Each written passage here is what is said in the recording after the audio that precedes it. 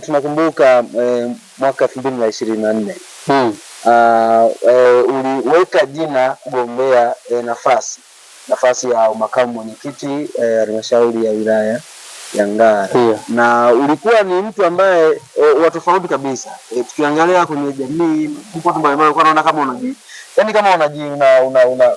kama unajichosha yani kuweka jina.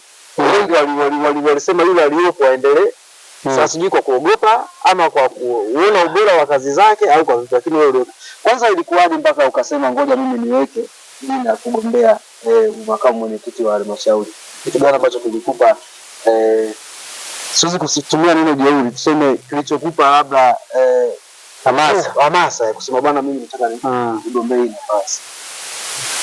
Binafsi mimi napenda mabadiliko. Tena napenda mabadiliko chanya. Nataka nikiwa kiongozi nataka nifanye kazi zangu zionekane. Na ndio maana nazifanya zinaonekana mpaka dakika hii. Kwa sababu gani?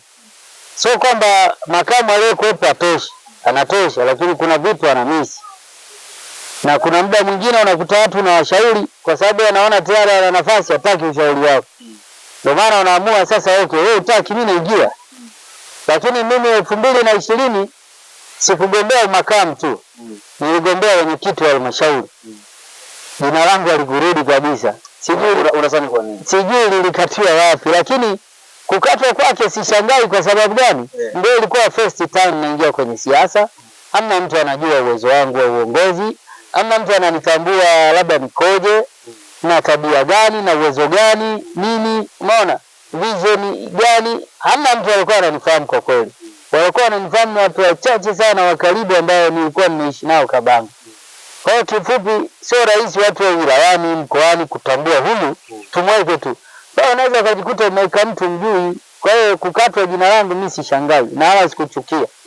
Lakini nikaendelea mwaka urefu hata 2021 nikagombea makamu. Nilipogombea makamu ile nikapigwa, nikapata kura 3. Umeona? Mwaka 2022 nikagombea. Nikapata kura 5, napanda nikapata 5. 2023 ile sikugombea kabisa. Ile nilikuwa nimesafiri, uchaguzi ukafanyika, kwa mimi sikugombea kabisa. Ile 2024 nikasema hapa tunamalizana tena, nikaweka jina. Pale kidogo nikakaza nati kwa sababu kulikuwa na gap nyingi za kupata ile nafasi. Nilikuwa nishaziona na nishahamasisha madiwani wenzangu, na kweli wao walikuwa wanakiri kabisa hizi ni gap. Na viongozi wetu wanazisahau, ngoja tukupe nafasi.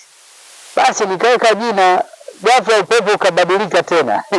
Lakini nikapanda, nikapata tena kura zikaongezeka zikawa 8.